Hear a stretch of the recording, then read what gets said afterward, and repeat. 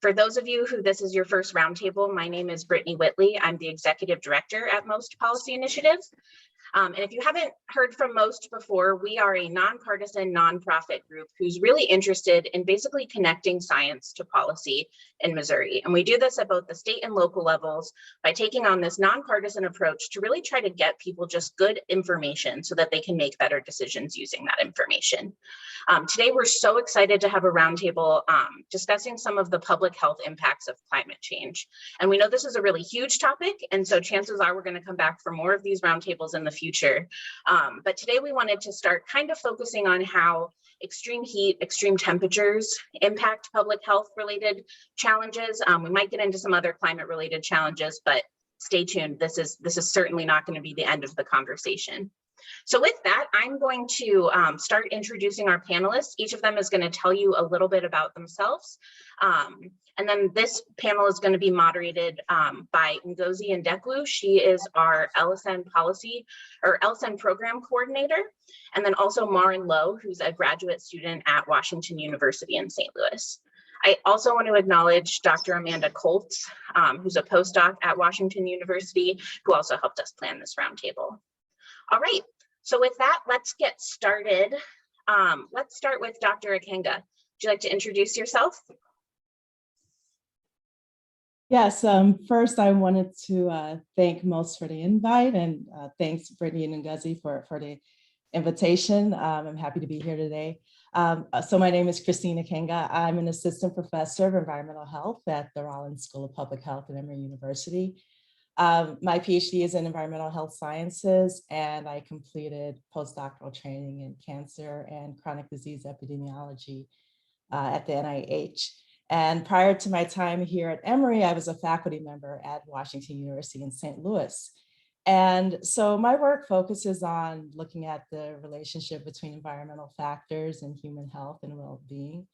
And in recent years, I've been working in the St. Louis area, and I've explored environmental justice issues related to air quality, natural and built environment, and climate and health.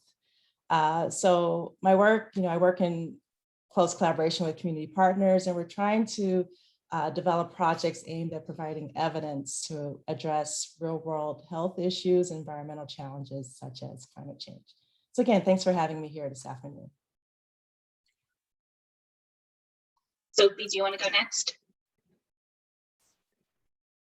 Sure. Yeah, thank you for having me on this panel today, and thank you to Most for putting on this great event. I'm really humbled to be speaking amongst you all and bring the environmental advocacy perspective.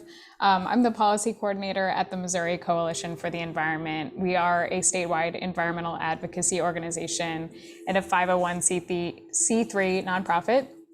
Our mission is to educate, organize, and advocate in defense of Missouri's people and our environment. So we're advocating for people as a part of the environment, not the environment as a separate entity.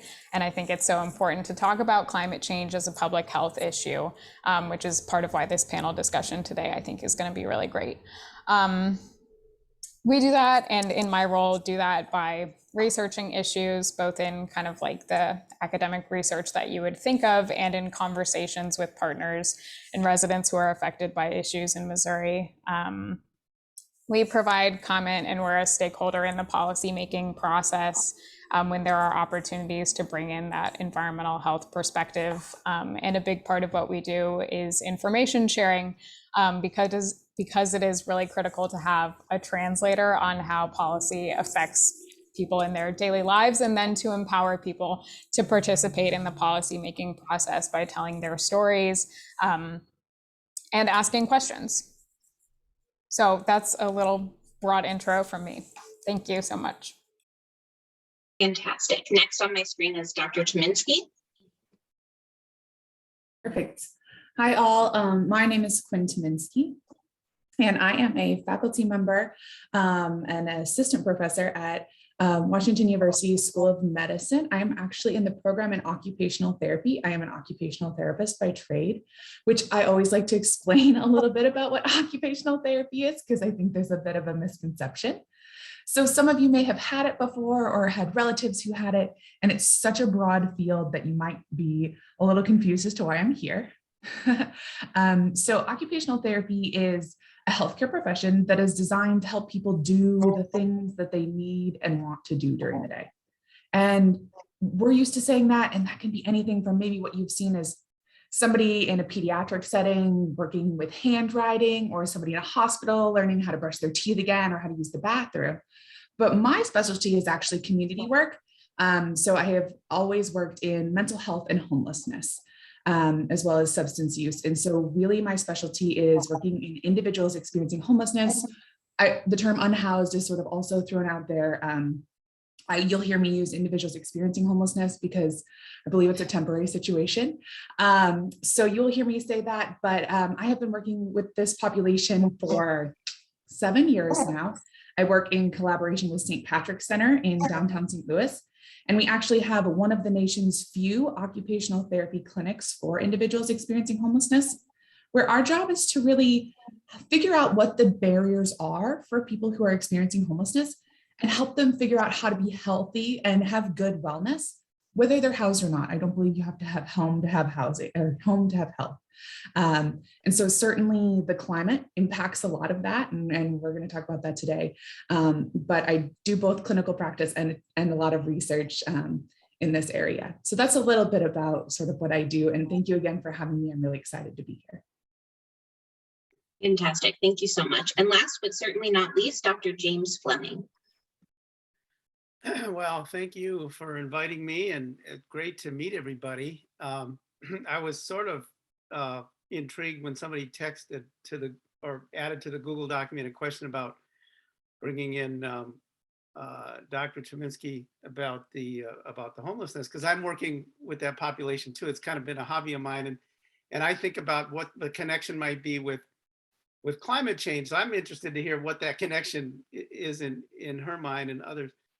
I have a few ideas of learning how to live in nature better from some of my homeless friends, but I am a psychiatrist, and unlike everybody else, I'm not paid to study climate change. I donate a lot of volunteer time, and the most institute or most initiative contacted me. Ngozi contacted me because she found the Climate Psychiatry Alliance, which I found about 6 years ago when I was reading some of the psychiatric literature, and found out that one of the co-founders, Lisa Van Susteren, who's quite well known in the climate movement, consulted on the new movie Don't Look Up,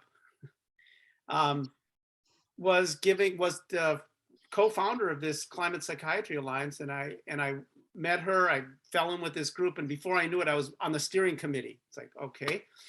And I've been involved with that for a number of years, and I guess that's how you all found me. But meanwhile, the American Psychiatric Association, which is my professional organization, 37,000 members, developed a caucus, actually prompted by the climate psychiatry people. I got involved with that, became the chair of that, and for a couple of years. And then last year, for the first time, a committee was appointed at the APA, and I became a member of that committee, and we have we're starting our second year now. And it has a little higher level of involvement and authority than the caucus in our organization.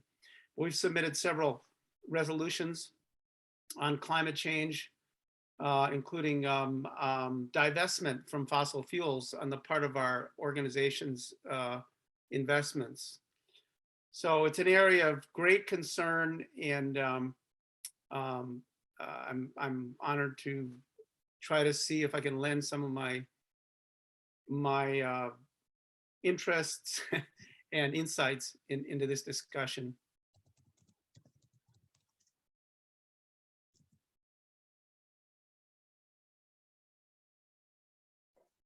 Okay. Thank you all for the brief introduction. So we'll kick off by talking about climate change in general. So I'm going to be talking to Sophie, and looking at climate change we all know that climate change is a global health issue currently. So what will you say, like, what's climate change? How is it related to extreme weather events, and what are the causative factors that has led to this climate instability? Yeah, so I can start with, I guess, kind of like the fundamentals of global warming and climate change. So we have greenhouse gases like carbon dioxide and methane in our atmosphere. They capture solar radiation and they trap heat close to Earth, which is what creates this climate where humans and so many other things can thrive. But the amounts of greenhouse gases that we're putting out now from human activities like burning fossil fuels and the digestive processes of livestock animals being raised at a massive scale puts this way off balance. So global warming refers to a long-term heating of the Earth, and now we see much higher global average temperatures, and extreme heat events result from that. I don't know the exact definition of an extreme heat event, but I think it's something like temperatures over 105 degrees. So with that higher average, we see more of those events. And then climate change refers to like a broader set of issues, long-term changes in weather patterns across the world, not just the heating component. Earth systems are so interconnected that a warmer atmosphere can have cascading impacts, and now there's like this total equilibrium shift. So an example of that, with hotter temperatures, ice melting, there are higher sea levels, and the combination of higher sea levels and warmer water temperatures can create much more powerful hurricanes. So those are some of the linkages and how this is all connected. Thank you. Dr. Fleming, looking at Missouri, like the climate pattern in Missouri, currently, what will you say is the change we are facing in our extreme weather events in Missouri? Well, mainly, I think the extreme temperatures, the general trend of warming, of course, throughout the country, throughout the world, and yet with climate instability, which I think is a better term because it really reflects the the uncertainties, both physically and emotionally, the uncertainty of what's happening with our planet.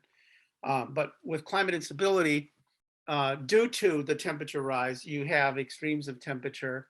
So we had really bitter cold last year. And as everybody knows, Texas had a really nasty episode that they were much less prepared for, being farther south. And then with that, we also have prolonged drought, alternating with excessive rain and flooding. I don't know if anybody remembers the Joplin tornado. I believe it was 2011. I don't know, does anybody remember how wide that tornado was? It was a mile wide. There had never been a mile wide tornado that I know of anywhere, but certainly not in Missouri. We've had a few threats of tornadoes here. And then of course in Kentucky, and I don't know how far, Missouri actually has what, 8 states or 10 states bordering on it. And I think Tennessee and Kentucky have little corners on the Boot Hill. So I don't know if the Boot Hill of Missouri got any of that nasty weather, but with the tornadoes. But we haven't had the wildfires. We haven't. Kansas had some on the plain. We haven't had some of the severe weather events, the severe flooding and the severe tornadoes that other states have. But it's coming. Mainly, it's the temperature extreme so far. Okay. So Dr. Kanga, how do epidemiologists study the impacts of extreme weather on certain regions or different populations of people? And what kind of demographics can we expect to be most affected by extreme weather? Yeah, that's a good question. So we as epidemiologists, we're trying to look at the relationship between an exposure and a disease or health outcome. And, trying to quantify the relationship and also think about preventive factors as well. And so first I want to distinguish between what we know about climate change and extreme weather events. So I would say, among epidemiologists, it's well recognized that climate change affects human health, but it's been really challenging to estimate like the scale and the impact of like climate related health impacts. But it's a little bit easier. I would say our work is easier with extreme weather events, such as like a natural disaster, like a tornado, because we can identify the exposure. We know the event, we know the impacted population, the geographic scale, the time. So we can identify the exposure, and then we can also identify acute health effects. So death, injuries, heart attacks, heat strokes, asthma attacks. Those are some acute health impacts that we can identify and kind of look at the relationship. Where it becomes difficult is when we're trying to study what I call like ripple effects, like long-term outcomes that don't occur until years after an event. And also some of those subclinical health effects. So there are impacts that they don't require emergency care, or a person may not report to a healthcare professional. So we don't really have those medical records, but they're really hard to study. So I would say that we can do it. We can do it with some of those acute effects I've discussed, but it's really difficult for us epidemiologists to look at what like these delayed onset health impacts specific to an extreme weather event. In terms of vulnerable populations, there are populations that are the most vulnerable and disadvantaged, as we've seen during the pandemic. So your poor communities, racial and ethnic minorities, migrants or displaced persons, older people with underlying health conditions, and also women and children. Let's not forget, women and children are vulnerable populations. So this is traditionally the most vulnerable, and disadvantaged communities are also vulnerable to the impacts of climate change. Great, thank you. And Dr. Taminsky, how are individuals experiencing homelessness affected by climate change related events, and specifically extreme heat? Sure, absolutely. So we see a lot of sort of unique experiences that maybe you're not typically thinking about. One of the things that we see is that people are less likely to seek services during extreme weather events. And whether that be extreme cold or extreme heat, we think it would be the opposite. It would sort of drive individuals into services, but it becomes the other way around. They sort of hunker down where they're at, and they tend not to then come out and seek services because of the resource access that they lack. So, the inability to get to public transportation and maybe have to walk everywhere, especially in an extreme heat event. We also see issues with, we as different sort of organizations or at the policy level have to provide services to everyone in the event of extreme weather.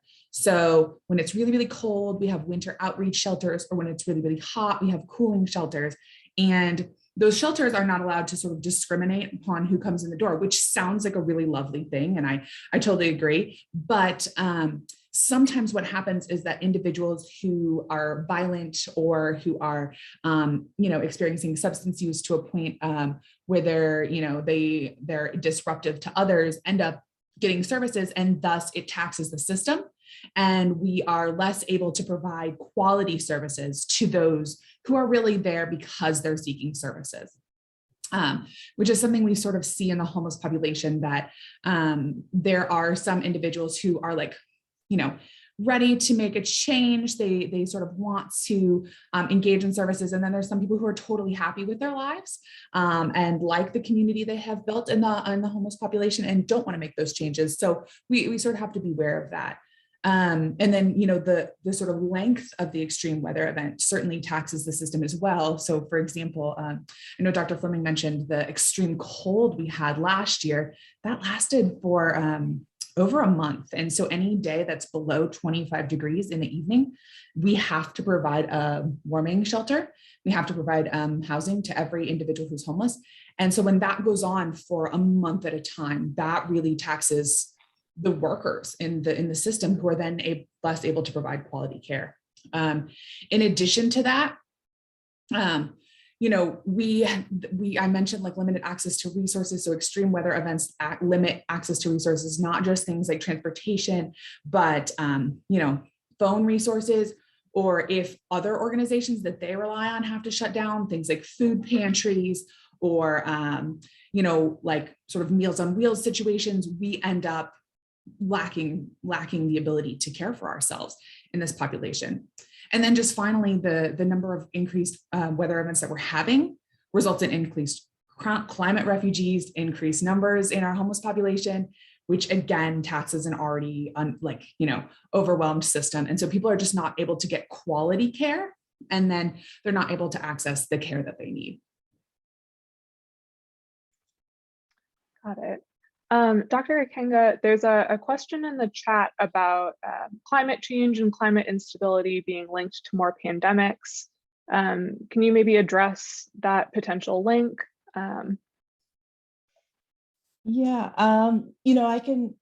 Well, our current pandemic, the COVID-19, we believe it's a zoonotic disease. So it's a disease that's caused by the spread of a virus between animals and people. And so many suspect that, you know, climate change may be influencing the spread of such diseases. As the planet heats up, animals head to places they wouldn't normally head, and that means that they could come into more contact with humans. So it creates kind of a new opportunity for pathogens to, you know, exchange hosts. So I think that may be what you're referring to when you're thinking about, you know, the pandemic and its relationship to climate change. Again, this is, you know, a suspected, you know, hypothesis. I don't think we can prove it definitively, but it is, you know, a hypothesis about the increase of zoonotic diseases, and that we will see more of them in the upcoming years. Okay, thank you. And then are there any chronic conditions that, kind of getting back to the heat-related illnesses that you'd mentioned, it's harder to study because it can be some of those longer-term effects. But are there chronic conditions that we should be considering in heat-related events? Yeah, so, you know, you're concerned with, you know, chronic conditions. So extreme heat does have the potential to add to our existing burden of chronic conditions. So with extreme heat, you have increases in exposures to environmental toxicants such as UV radiation and air pollution. So you have heat that leads to poor quality, which is associated, poor air quality, which is associated with higher rates of respiratory and chronic conditions. Even, you know, I do some cancer research, and it's even hypothesized that, you know, you have extreme heat, increases in poor air quality and UV radiation, that may have an influence on some cancers, such as lung cancers and skin cancers. So we believe that, you know, extreme heat, temperature change may add to the existing burden of chronic diseases and chronic conditions. The other thing we should be aware of, and we've also seen it during the pandemic, is when you have these like extreme weather events, they can exacerbate chronic conditions, people who already have chronic conditions. They're destroying the healthcare infrastructure. They're reducing the availability of quality healthcare. And so you could see some ripple impacts associated with these extreme weather events as well. Got it. Dr. Fleming, how does extreme heat impact mental health? Well, this is an area I know somewhat superficially from my colleagues in the Climate Psychiatry Alliance who've followed it more carefully, but I'm aware of several factors: increased depression, suicide, decreased productivity, and increased domestic violence, and I believe substance abuse. So heat itself has those direct impacts. But as Dr. Kanga alluded to, you know, there's these interactive factors, and there's, you know, the effects of environmental pollutants is huge in mental health and development, as well as in elderly. So with increased heat, which comes in relation to climate change, you also have increased pollution. You have this PM 2.5, the particulate matter of 2.5 micron, which is particularly nasty. It's worse than the smaller ones, and it's worse than the bigger ones. Something about them, this particle size gets into the lungs, can even get into the brain. There was a study done in a pretty good, I think, epidemiologic study in England and maybe elsewhere in Europe, but I think mainly England. And the amount of particulate matter had a huge impact on the prevalence of, or it might have been incidence of dementia. And so all these things work together. But I guess, you know, I hope I can pivot a little bit to when the heat is increasing like it is, and we have, you know, really uncomfortable, unseasonable, when it, I mean, well, I have to admit, when it's 70 in January, we're all kind of like, oh, isn't it nice out? I try not to say that because I know what it means. And those of us who are more climate aware often experience a sense of worry and dread. I think climate, you know, this sense of dread that a lot of people have, this eco-anxiety of like, what is happening to our planet? And then, you know, knowing that there's a certain degree of irreversibility. And so when it's hotter and it stays hotter longer and we can't work outside as much, and it seems to be a trend, then that has a secondary impact of climate anxiety, and what impact does that have on people? I don't think we've studied that to the extent that maybe we need to, but more important, what are we going to do to stop these trends? Because you know, there are layers of disaster upon disaster that you know, it's almost trivial to talk about the mental health impacts of the kind of coming disasters that that are being predicted by 2030, which is only what, 8 years away. It's almost trivializing mental health when you consider we don't have a normal planet anymore. That's pretty scary. And how are we going to get back? You know, and I'll end here with this note, is that the ice caps are melting and they're not coming back. So there's a certain degree of increasing irreversibility that adds to our climate, our eco-anxiety and climate dread. And we have to be keeping that in mind, that might be more important than, say, direct impacts of 102-degree weather for 2 weeks in the summer, as bad as that is. Definitely. Thank you. Dr. Taminsky, how are these health effects exacerbated in Missouri's population experiencing homelessness? Sure. So certainly what Dr. Kanga talked about is the obvious answer, right? These are individuals who are marginalized, who have decreased access to healthcare. And so we see a lot of chronic disease, chronic mental illness that is undiagnosed or untreated. And so those things are certainly going to be exacerbated. But I sort of wanted to talk about a unique angle that only my profession deals with. So I mentioned before that we work with sort of the activities that you do during the day, and they're actually called occupations, if that helps you understand why I'm called an occupational therapist. And so we know from occupational therapy research from hundreds of years that it is those things and engaging in things that bring you meaning and bring you joy that actually contribute to positive health in your life. And so what we find is that extreme weather events cause issues of what we call occupational justice. So similar to climate justice or social justice, occupational justice is this idea that every individual has the right to engage in the occupations or activities that are meaningful and satisfying to them. And when we see barriers to that, and the barrier could be as simple as, you know, the environment they live in. It could be something more like climate. It could be social policies. anything, we see decreased ability to engage. And when that happens, we see decreased health and well-being. And so examples of that look like in extreme weather events, we may see people who are unable to go to work if they work outside, or they have to get to work by walking for a long way. Now they're not able to engage in an activity that's going to, of course, bring them income that may be tied to their health insurance, but is also something that satisfies them and gives them meaning during the day. Of course, decreased access to food. Within our unhoused or homeless population, we see a lot of people who have to travel to get food. So travel to a shelter for every meal, travel to a food pantry for every meal. And that just might not be an option, especially if the food pantry has had to shut down for whatever reason. Decreased ability to engage in healthy behaviors. The number one way that my clients talk about exercising is walking. And it's not necessarily walking for pleasure. It's because they walk from point A to point B, but in the extreme weather, they're not going to do that. That's when I talked about them hunkering down. So then we lose these healthy behaviors. We also lose sleep because we are uncomfortable in the heat or in the cold, which leads to decreased cognition, which leads to decreased ability to think and make good choices. So if you can sort of imagine all this compounding on itself, and then add in lack of access to medicine and healthcare.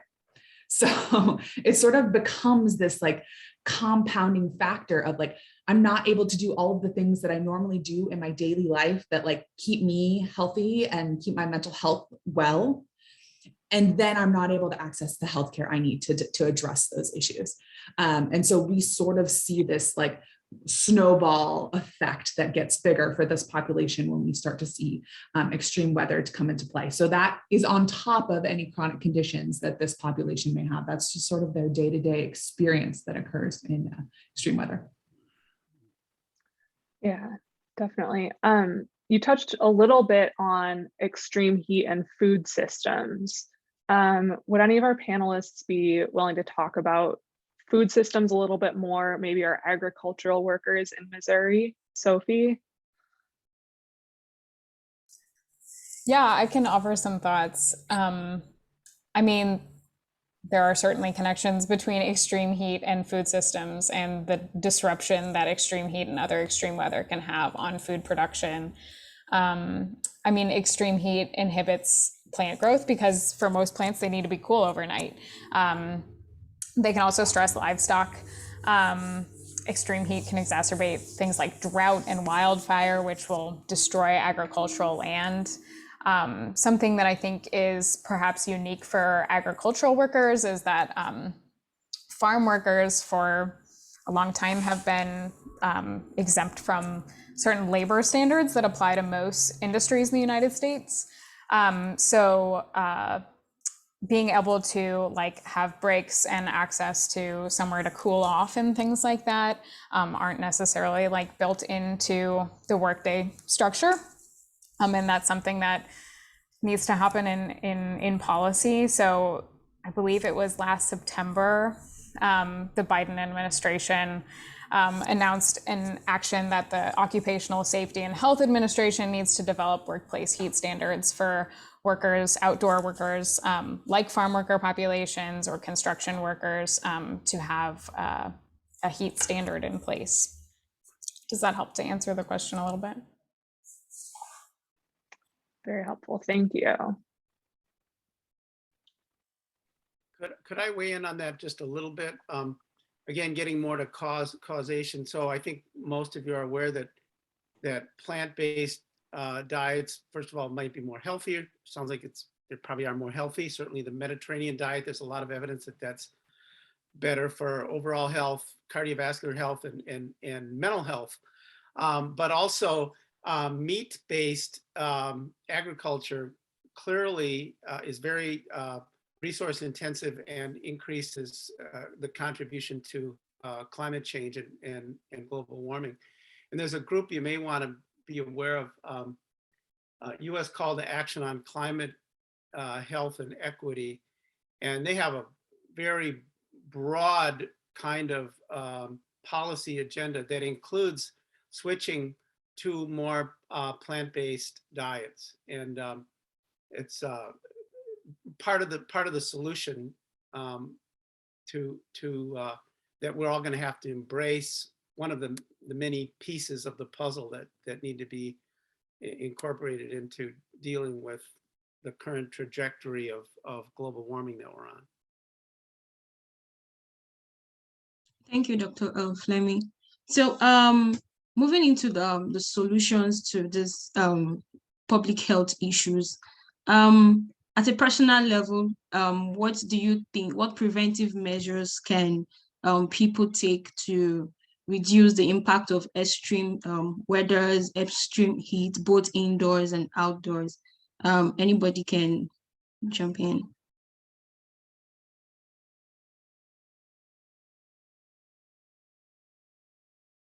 You're asking about like direct practical things that we can do to make ourselves less vulnerable to heat? Yes, the things we can do to prevent this impact of extreme heat on us. Well, obviously stay hydrated. I think that's become more prominent though, especially for young people and actually folks in my generation, because I was subject to it, is working out in the summer when the heat is high, to not just hydrate with water, but to be sure you use electrolytes. I ended up with pretty severe hyponatremia, low sodium, and it's becoming more common for some reason among some of the ultra athletes. So not just water, but solutes, so a little Gatorade or salt, and also you need the sugar and the salt to keep the gut functioning properly so you don't get dehydrated. Just a practical point there. Dr. Taminsky, do you have anything to add to that? I do, yeah. So I was going to talk a little bit about what we can do to help the homeless population, sort of at a personal level, what can everyone who has out there, how they can contribute. So, a couple of things that start off sort of broad and will sort of come down a little bit more narrow, but certainly advocating for policy changes at your local level, whether that be city, municipality or state, to ensure that there's our cooling and warming shelters, and not just that they exist, but that they're in a variety of locations. So we've talked a little bit about transportation is not easy to get from one place to another, especially in St. Louis. And so we need to have warming and cooling locations that are everywhere. I don't know how up to date you all are on the sort of warming shelters for this year, but NPR actually just did a story last week about the need for more warming shelters and how the city of St. Louis actually has not been able to put one up yet. And so there are some smaller nonprofits putting them on, but the sort of local government hasn't. You can also partner with the nonprofit organizations who do outreach, and they can assist in hydration and warm up options. Those warming and cooling shelters are completely volunteer staffed. So if it's something that is interesting you, you are more than welcome to sign up for shifts to sort of monitor or hand out water or things like that. If you work with a homeless organization, consider options for finding beds at night. A lot of times it is waiting in a line outside for the bed until the shelter opens. And so if we're having extreme weather, that is certainly going to impact someone's ability to get a bed. So if you have any say in that, is there a different system we can put in place? Is there a different place people can wait? Can we make sure that they're climate cooled or warmed during those moments? And then just some other things that are really with the homeless population, it's going to be long-term solutions. So more affordable housing, healthcare outreach for all. We really want to make sure that they're healthy so that they can sort of tackle this. And then the last thing is what I would say is education and skill building around extreme weather events. And so we really want to educate this population and teach them skills for how to address these moments. We had to do that a lot with COVID. We did a lot of education and skill building on what is COVID, how do I wear a mask, why would I want a vaccine, things like that. Same idea with extreme weather. Thank you. Yeah, and I just want to add on, Sure. making sure we monitor our high-risk populations in addition to our unhoused children. Think about how we're scheduling their outdoor activities, or even your own outdoor activities. Children, people over the age of 65, overweight, people with pre-existing conditions. Just monitor and think about how we're conducting these outdoor activities. Thank you. Sophie, okay. Sorry, I saw Joem just put something in the chat here about buildings, transportation, and everything can be adjusted for how people live today in extreme heat and cold. And I just wanted to make a point about on the household level, you know, energy efficiency can be like a first line of defense kind of. So checking out your home and see if you can put in something like weather stripping along the windows to keep the heat in when you're warming your home, be able to use less energy. And so you're not losing that to the outside when it's extremely cold, and the opposite when it's really hot outside and you want to keep the cold in. And for people who don't have the financial means to make those improvements themselves, it can be, I mean, it can be a different challenge if you're living in an apartment or a space that you don't own, but there's government funding. Sometimes there are programs through utilities to do energy efficiency upgrades in your home. And an added level of that, I mean, like reducing your appliance use during an extreme heat event. So you're cooling your home and you're not using the oven while you're cooling your home. So you're just focused on keeping the space at a lower temperature. Thank you. So Sophie, this is also for you. Are there ongoing initiatives that in Missouri to alleviate the heat-related stress on in urban and rural populations? Yeah, so I think a couple folks have talked a little bit about cooling centers already. I looked this up and there's something like 516 cooling centers in Missouri. And those are like basically designated locations that residents can seek relief from the heat. So an air-conditioned public space like a library, that's a safe space, and they're concentrated in urban population centers. A lot of them are in St. Louis, a lot of them are in Kansas City, but they are located across the state. One initiative that I kind of wanted to like put a spotlight on are some urban tree canopy projects. So increasing the amount of plantings that there are in our urban centers. I know of initiatives both in St. Louis and in Kansas City that are being put on by like a big collaboration of organizations. In St. Louis, there's the Treesilience program, which is a partnership of Forest Relief, Beyond Housing, the Nature Conservancy, and the Davy Tree Expert Company. And they're able to remove dead and hazardous trees that might fall and damage homes and be able to restore the tree canopy with new plantings, which sometimes doesn't happen because it's expensive for homeowners to replace trees. So when some project comes through and the trees are removed, they don't always get replaced. But a healthy tree canopy improves air quality, which can be great for improving respiratory illnesses. It has a cooling effect, which allows residents to save energy, as well as be more comfortable and safe when they are outdoors in the spaces that they're living in. So this is an awesome initiative that's happening. Like I said, there's a program in St. Louis and there's a program in Kansas City. The Treesilience program in St. Louis is also hiring local youth to have green jobs and learn about the tree planting. And if you wanted to learn more about that program, Rebecca Hankins is their partnership coordinator. So that's those are a few examples, I guess I would say. Yeah. You've listed most of the solutions to this, but because as a community, like we have to be responsible for our environment.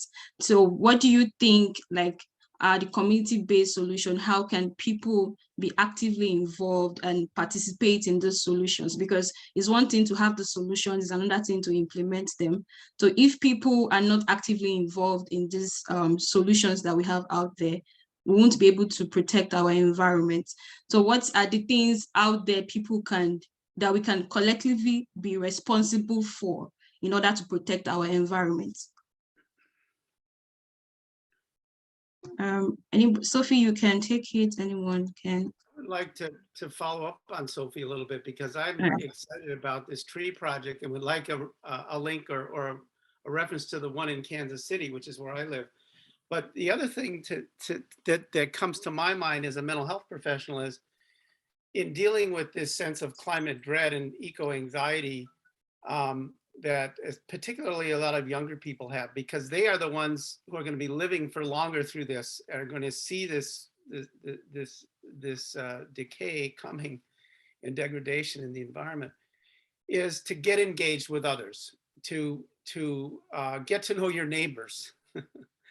You know, one thing about the pandemic is people were outside more and they got to know their neighbors. You know, they got to know people they maybe waved to in the car, and they got to know their names and maybe found out they didn't vote the same way. But when you know somebody, you can have conversations and find common ground. But one thing that came to mind regarding this tree planting is, in addition to the cooling aspect of the trees, is to know that when you're having trees planted or you're engaged in planting trees, those are carbon sinks. Those are sinks for the carbon dioxide. And one of the reasons we have the degree of global warming that we have is because the carbon dioxide sinks, the Amazon forest and the other vegetation are being destroyed. So in addition to having the direct effect of cooling, we have the psychological effect of knowing that we're part of the solution. So trees are great. And any project like that, there's a compost, Casey compost project. Rotting food is a huge source of methane. And I was surprised at how big of a source it is. Some of you might know. And I love composting. I probably grow more compost than anything in my garden. But there's a huge project in Kansas City with a local herbivore farm that just took it over, and people can bring their food waste and they will compost it for you there at the farm, and then that becomes fertilizer.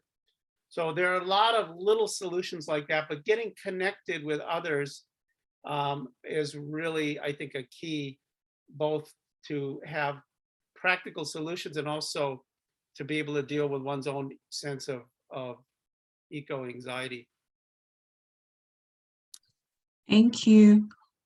Dr. Ekenger, is there any other evidence-based system solutions that you want to see out there to tackle the impact of climate change? Yeah, I think most of the solutions have been mentioned before. I'd like anything that can reduce carbon emissions is a community level solution.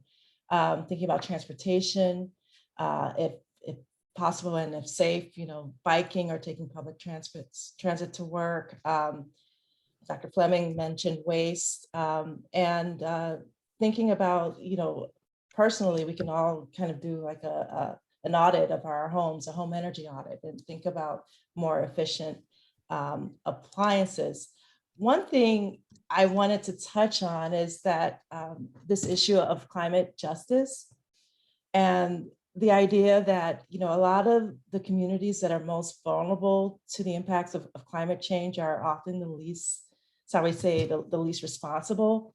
And so just a general comment when we're thinking about solutions to keep in mind that, we want to propose solutions with equity in mind, with the idea of reducing the burden on these most vulnerable communities. Thank you. We're getting a little close to time, but I saw a question in the chat that I wanted to ask. This is from Leslie. And Leslie is wondering if any of you guys had thoughts about the recent apartment fires in the two major cities, New York City and Chicago, and how this might be related to what we're talking about today. So thinking about one of the fires being caused by a space heater, if we're having extreme cold, for example, what does this mean in terms of having to upgrade facilities, residential facilities? And then one of the things we always talk about here is where does that responsibility lie? Is it on the people renting homes or on the people that own the homes? So does anybody have any thoughts about this? I know it's a really big question, but I wanted to try to get it in under the wire.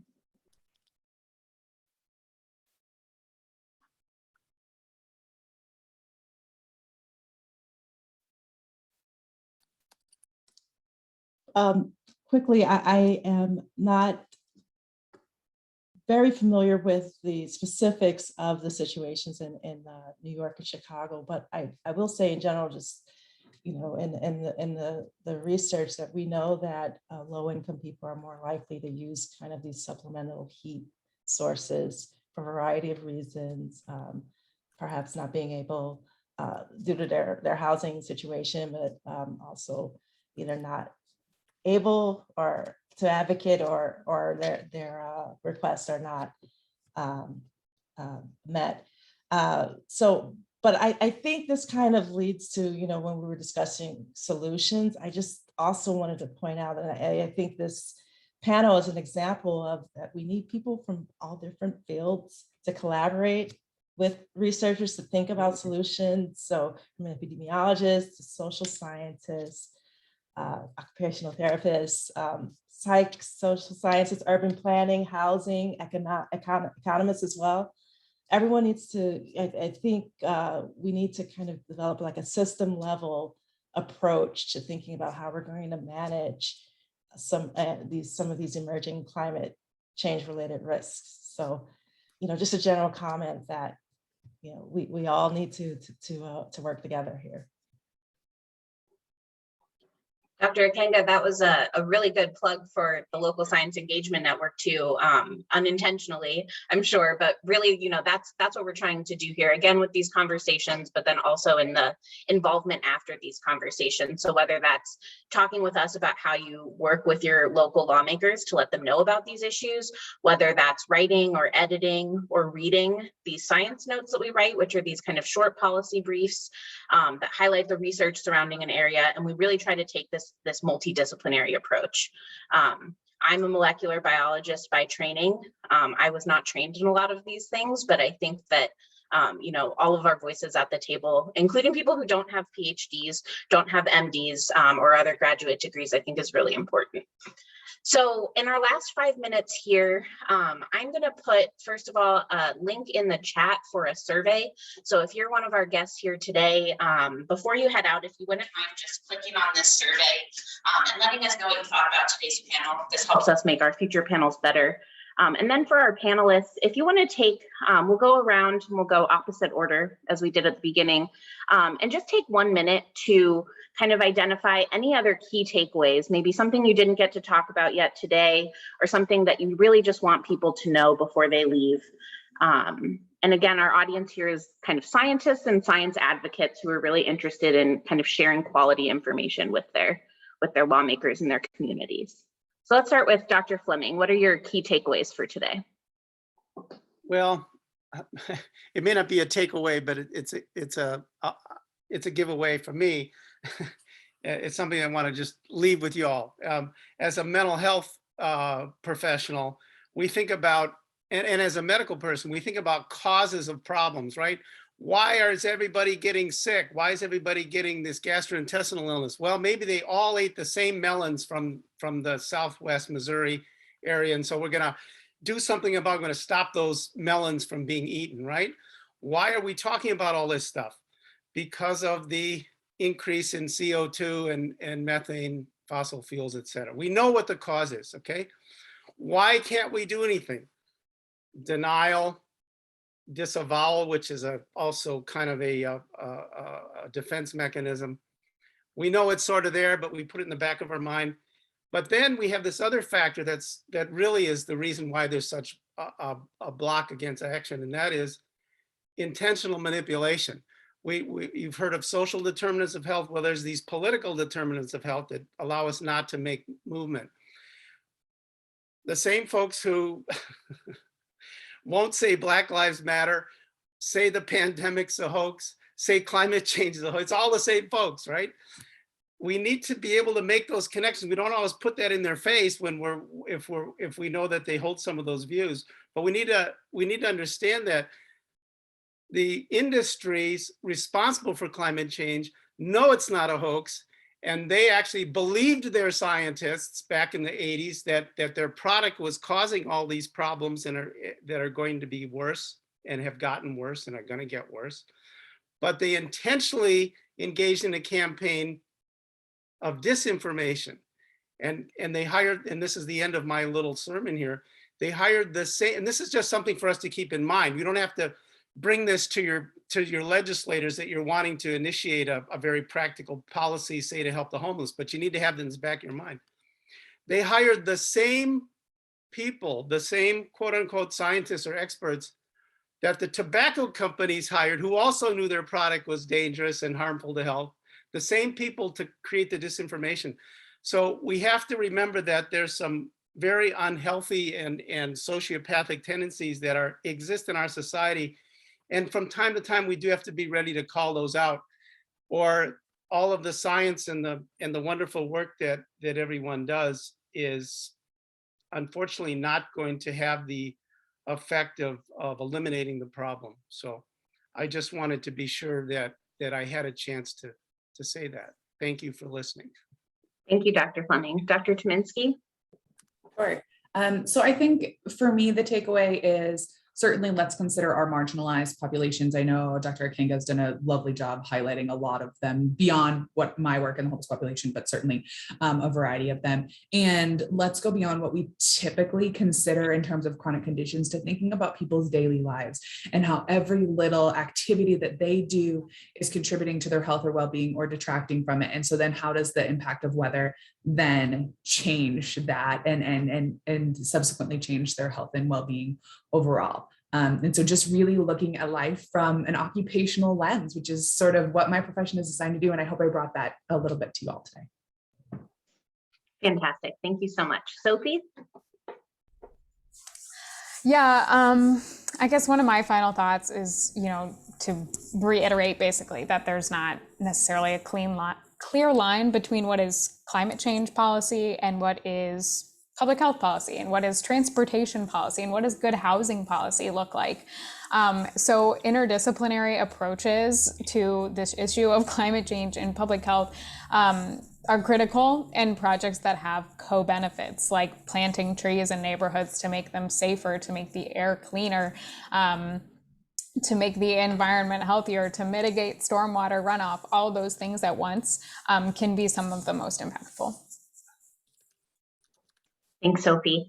And then Dr. Kanga. So I had to go last, and already some great takeaways. But I would, kind of close with your last questions. I think solutions are both, at the personal level and the systems level. Like on the individual level, our actions can create, these ripple effects that inspire others and move us towards systematic change. So I think, again, just echoing my fellow panelists, like it's going to take people from all different walks of life and all different sectors to get together to tackle this challenge of climate change. That's great. I think that's a wonderful note to end on. It's 4 o'clock, so I want to really thank all of our panelists again and both of our moderators for participating in this panel. I learned a lot. I'm really happy to have these diverse perspectives on this panel and looking forward to kind of what's next